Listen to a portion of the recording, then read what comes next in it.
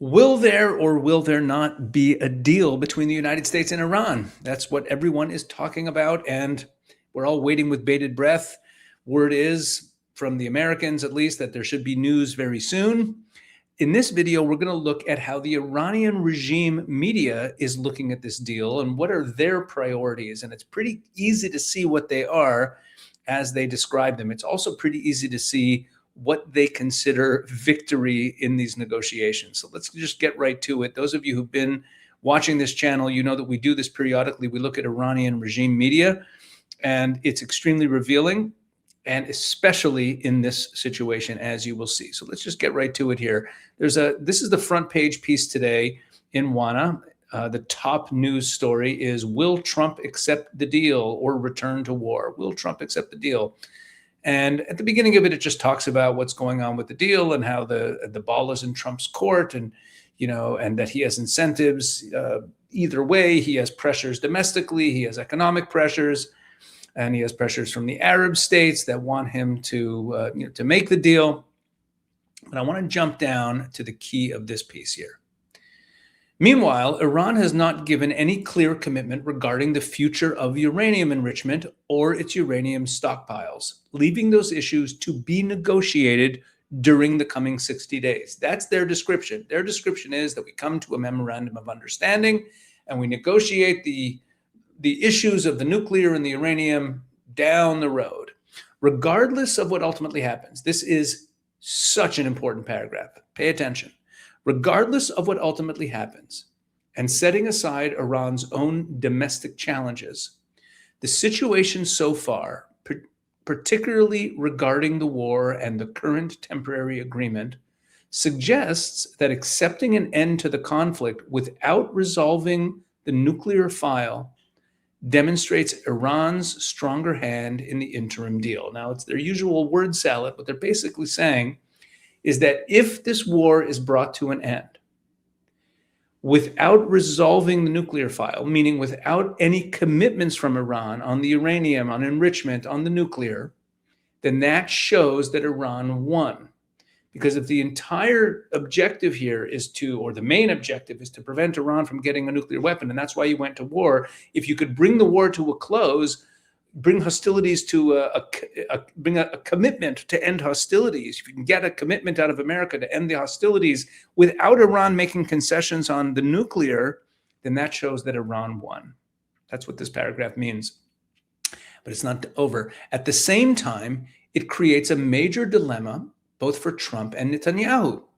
A war that reportedly began with the broader objective of toppling the Islamic Republic now seems to be ending with an agreement in which Trump has not only failed to secure nuclear concessions, but Iran, under the preliminary agreement, may gain the opportunity to end the conflict by leveraging the Hormuz Strait card, free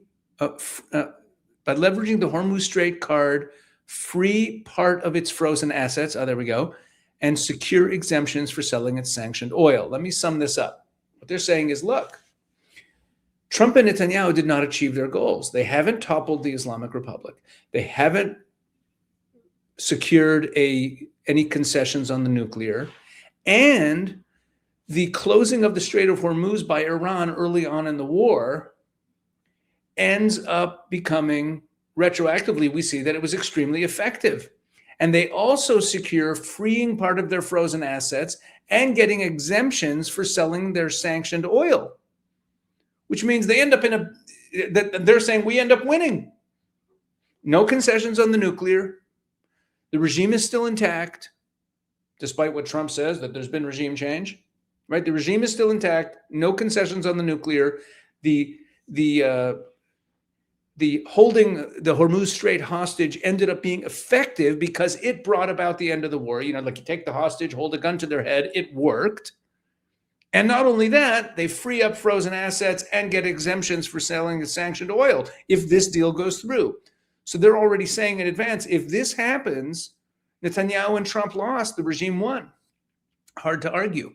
In addition, the presumed acceptance of a ceasefire in Lebanon within the framework of the preliminary agreement, with Tehran effectively amounts, intentionally or not, to recognition of Iran's regional influence and role, even if Israel may attempt to undermine it through further attacks.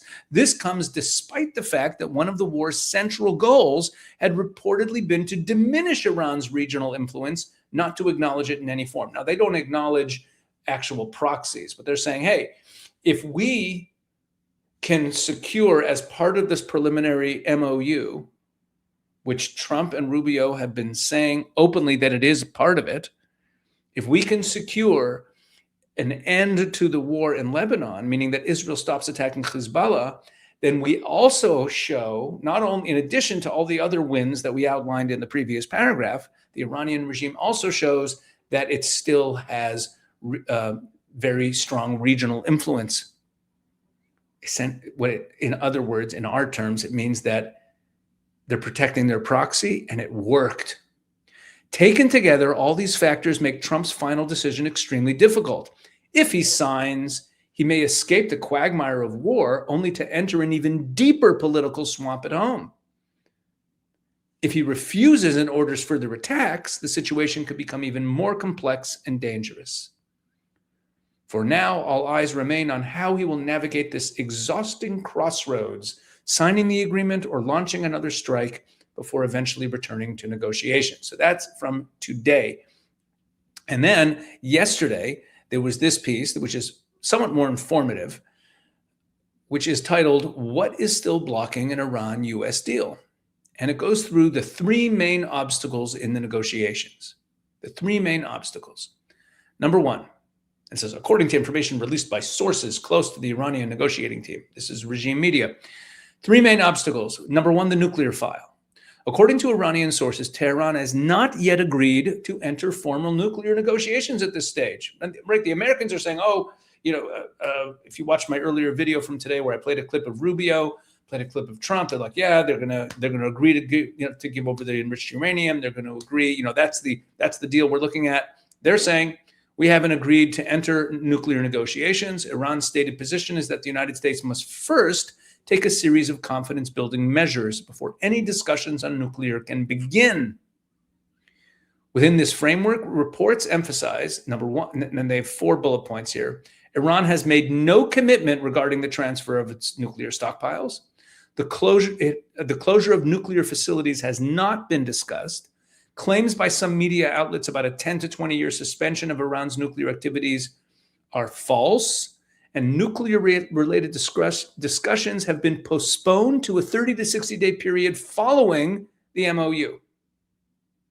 Even regarding Iran's 60% enriched uranium, sources close to the talks say the focus is more on negotiating how it would be managed rather than handing over or removing the stockpile from the country. So that's huge, because that is not what we're hearing out of the Americans at all. So they're saying that is the number one obstacle in the negotiations. They're acknowledging that they're in disagreement with the US. Number two, release of frozen Iranian assets. The release of Iran's frozen financial assets has reportedly become one of Tehran's most important conditions for continuing negotiations. I would argue it is their number one condition, as I will show you in the rest of this video. Sources close to the talks say Iran has insisted that part of these blocked funds must be released and made fully accessible in the very first phase of any agreement. In other words, right away, immediately, this is the top priority, release funds to the regime. Given Tehran's past experiences and deep skepticism towards Washington's commitment to honoring agreements, this issue has become especially significant. Media outlets close to Iranian decision-making circles have quoted officials as saying, without the release of part of Iran's financial resources, negotiations will not proceed at all. Okay, and then the third one is the Strait of Hormuz and maritime control. Another major point of disagreement concerns the Strait of Hormuz, where the two sides hold very different interpretations of what a return to previous conditions would mean. According to Iranian sources, the United States is seeking a full restoration of previous shipping conditions in the waterway. Iran, however, insists that maritime traffic should operate under mechanisms approved by the Islamic Republic.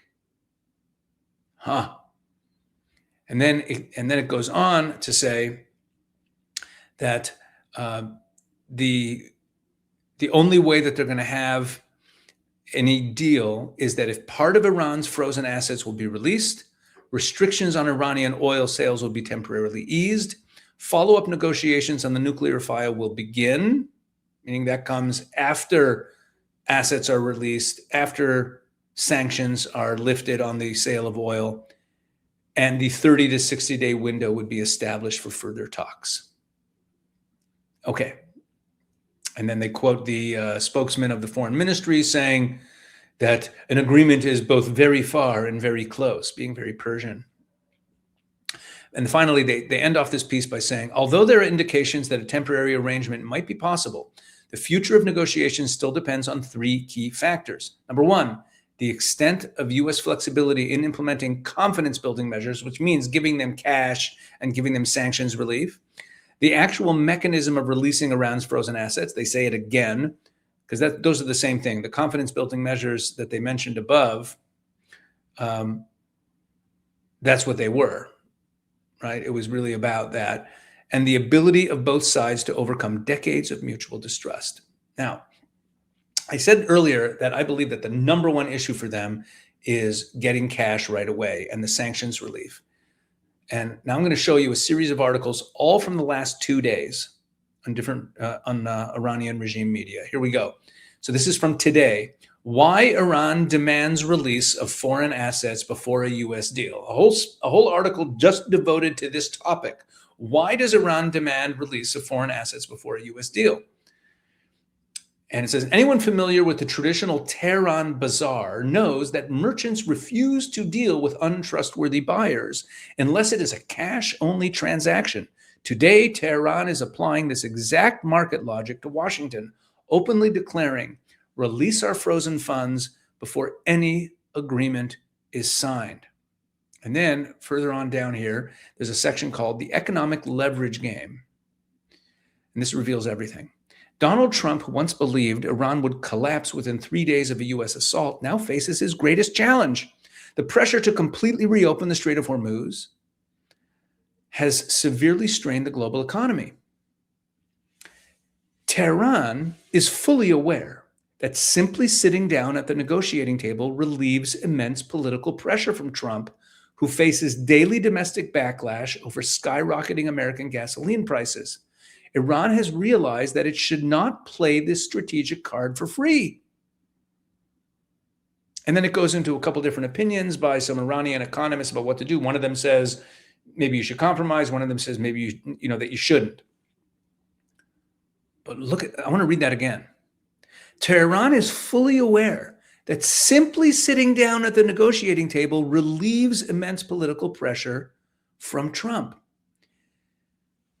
You see, the Iranians are playing this so intelligently. They know that Trump really, really, really wants a deal. And because of all the repeated delays in going back to fighting, Trump has tipped his hand that he really doesn't want to go back to kinetic action. It's really unpopular. It's going to cause a rise in oil prices again. Trump does not want to do that. And he keeps saying he doesn't want to do it. So what are they doing? They're saying, wait a second. Just simply sitting down with you to negotiate gives you, that's already a concession on our part. We're not going to do that unless you make some concessions. So what they're playing to is that Westerners, Trump included, no matter how good a negotiator he is, Westerners are always willing to make compromises, to make progress. It's the way we think. We consider it a virtue. We consider it kind of fair game in a negotiation. Okay, you can only really make progress if you make some concessions. And therefore, the waiting game works. That's why the waiting game of the Iranians works. That's why the strategy of delay, and prolonged negotiations is effective. Like, you might ask, what makes it effective? Why does just prolonging things make it effective? If people have their stance and they dig in, why does it work? It works because of the way Westerners think about negotiations. Because the way we think is that the longer things go and we're not making progress, we want to make progress. And then someone says, well, look, if the Iranians will sort of like drop a few hints that they're willing to maybe make some progress. They'll drop some hints that they're willing to, talk about some things and give us some hope that there can be some progress. If only we just ease up on this, this, and this. And what's the big deal? Just ease up on this a little bit, and then you'll get a breakthrough, and then things will move in the direction you want them to move in. And we fall for it. And that's the game that they're playing. They reveal it right here. Now, on this issue of the sanctions relief being so central to them, so I showed you, here's this one piece, right, that we just saw. And take a look at this in Tasnim. This is also from today. Israeli media report on terms of Iran-U.S. understanding proven false. Okay, what's this about? It's about the sanctions relief. Look at this. Israeli media have published false claims regarding a possible understanding between Iran and the U.S. An Israeli media outlet, I-24 News, claimed that American officials say that Iran will not receive any sanctions relief or unfrozen funds before it begins transferring its enriched uranium. However, based on what has been learned from the text drafted so far, such a claim is untrue, and Iran is not willing to tie the issue of releasing its frozen assets to nuclear materials. Accordingly, Iran insists that part of its blocked assets must be released immediately upon any possible announcement of an understanding and be made fully accessible to Iran. Tehran also stresses that previous negative experiences regarding the release of assets, which ultimately failed due to American backtracking, must not be repeated. And then it goes on to say that they also have not made any concessions on the nuclear. And here we have another piece. This is from yesterday. Waiver of Iran's oil sanctions to apply to petrochemicals derivatives. Petrochemicals and derivatives. A possible understanding between Iran and the U.S. will reportedly allow Tehran to sell crude oil, petrochemicals, and their derivatives during the negotiation period. Reports of the details of a possible preliminary understanding between Iran and the United States indicate that Washington will commit to waiving Iran's oil sanctions during the negotiation period. Such a waiver would allow Iran to sell its oil without restrictions resulting from sanctions during this time frame. That would give them a lot of money. The waiver of oil sanctions will also include petrochemicals and their derivatives. And then we have this piece also from yesterday. No MOU possible without release of Iran's frozen assets. Yes, this is a different news item than the other ones, says a source. An informed source said that while the U.S. has consistently obstructed the negotiations and changed its positions, Iran has emphasized that no understanding will be reached without the release of a specified portion of Iran's frozen assets in the initial step. An informed source told Tasnim on Sunday, that's yesterday, that while the Americans have consistently obstructed the negotiations and changed its positions, Iran has made it clear that no agreement will be reached without the release of a specified portion of its frozen assets in the very first step, and a clear mechanism for continued guaranteed release of all frozen assets. Okay, this is what they care about. And now we have, so those are 1, 2, 3 in Tasnim and a couple more in Wana. And by the way, there are a few other Iranian regime outlets that I don't really look at that much because they tend to lag behind Wana and Tasnim or just repeat what they say. And that's why I stick to these. So if you're wondering, there is IRNA and FARS, but they're basically the same. This gives us enough. Tasnim is run by the IRGC. Wana is more run by the government, however much that's different from the IRGC. But here you see that their top priority, they're emphasizing it like crazy, is all about the release of the assets, right? About lifting sanctions. Over here in their most visited in politics, no MOU possible, waiver of Iran's oil sanctions, right? Waiver of sanctions, right? That's what they care about. Now, another game that they're playing is that they're being very pessimistic about the outcome. You see, the way Trump always talks is, Trump always talks optimistically. So their game is to talk pessimistically because they know that he really wants a deal. So the more they talk pessimistically about the deal, the more it kind of signals to Trump that it might be slipping through his fingers and maybe he should make just a little more concession, maybe just release some assets, maybe do a little bit for them, maybe soften up on some other point, and that could bring them back to the table. So they're playing hard to get. Now, I'm not saying this will work. I want to be very clear. Sometimes people in the comments to these videos where I go through Iranian media accuse me of being like a mouthpiece for Iranian media, which is ridiculous. And then you're not understanding what I'm doing. When I do these videos about Iranian regime media, I'm playing their side. I'm reading what they're claiming and what they're signaling. And that's why it sounds like I'm advocating for them. I'm not. I'm just showing you the game that they're playing, what strategy they're employing, what they're thinking. Okay? So the last two pieces we're going to look at are both about pessimism. This one's from yesterday. Iran prepared for possible collapse of negotiations with the U.S. Like, what's the point of this news item? Think about that. With all these pieces, you got to ask, why are they running this? Why do you have to run a piece that says that they're prepared for the possibility that they won't work out? While there are indications pointing to a possible announcement of a preliminary memorandum of understanding between Iran and the United States, Iran is also prepared for the possibility of the talks failing at this stage. Iran's armed forces, taking into account the record of warmongering and crimes by the U.S. government and the possibility of hostile action, as well as the Zionist regime, always remain in full readiness regardless of the status of negotiations. A military source recently told Tasnim that if the Americans once again make a miscalculation and resort to aggression or criminal actions against Iran, they will face Iran's third version of confrontation, which will differ from the previous two wars in terms of strategy, tactics, objectives, and equipment. So you have 2 points in this piece. One, we're pessimistic. And two, if you go back to hostilities, it's going to be bad, which they know that Trump, you see, that's great, because they know that Trump doesn't want to go back to hostilities. He keeps signaling it. He keeps saying it. And therefore, pointing out, stressing the fact that if you go back to hostilities, it's not going to work out well, just plays into that. And being pessimistic also draws, maybe it makes Trump more eager to do something to make the deal happen. And then we have a piece from today. Same thing. 2 days in a row, almost the same piece. Iran dealing with U.S. realistically, pessimistically. Source. An informed source said that Iran has no optimism toward the United States. That's the opening line. And that the exchange of messages is also conducted with pessimism towards Washington. No optimism and with pessimism. That's kind of redundant, isn't it? The informed source told Tasnim that Iran has absolutely no optimism regarding the United States. This is the whole news item. The whole news item is we are not optimistic. We are pessimistic.